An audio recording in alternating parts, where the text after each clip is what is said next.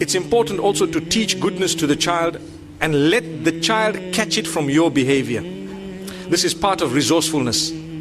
We've touched on it a little bit, but let the child catch it from your behavior. You know, how you treat your spouse, your child will treat his or her spouse in most cases.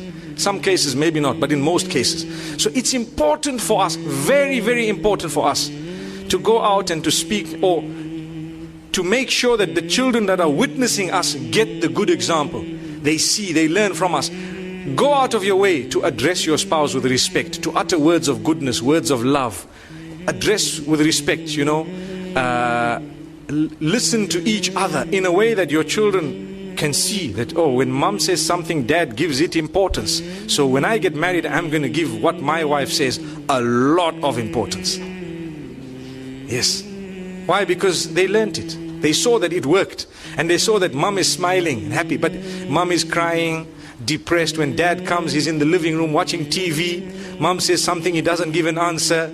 Then he starts screaming and yelling. Then he goes and complains to his friends on the phone, and he does this and so on. Children are watching. Believe me, they think that when you get married, well, she's just a worker.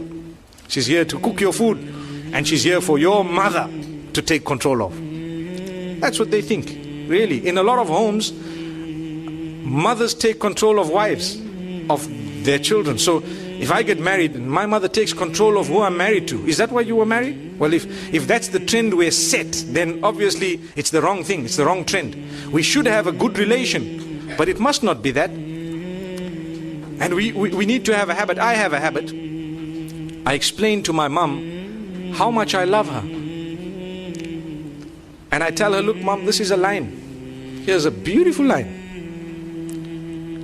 Please don't cross it. There you are.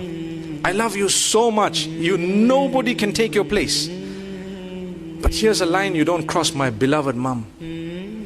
These are my wives. You want to say something? Tell it to me. I'll tell them. I can say it in a better way. It happens. It works.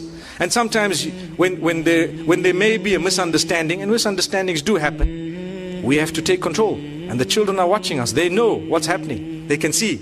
So dad comes in, you have to be a powerful figure with love, But you have to be someone who cannot be trampled over. Affection.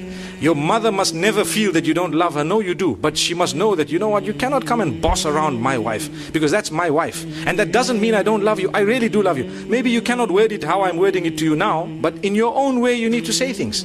Because parenting, and a successful parent can only be a successful parent when they have minimized their own issues. I've got issues in my home with for a woman will tell you, I've got issues with my husband and with my mother-in-law and so on. How can you expect that woman to be a successful parent? There's going to be some form of shortage in her upbringing of her children, because she's busy with fighting her own battles.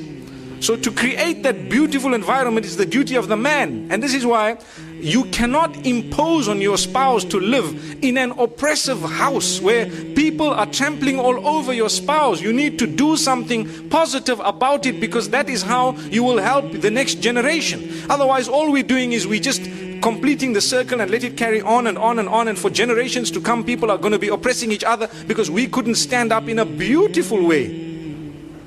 In a beautiful way. We're not saying go to the house and start creating a disaster. No, in a beautiful way. So it's important for us to know that, inshallah, and I know I've touched on it. It's a topic that might affect a lot of people, and people might appreciate what was said. But at the same time, I hope and I pray that less people are being affected by it as time passes, because it is us who can make a difference. You know, when your children are married, give them their space, give them a little bit of their freedom. Make sure that you don't want to control every aspect of their lives and so on. You should have already given them the skills to manage their own lives by the will of Allah subhanahu wa ta'ala.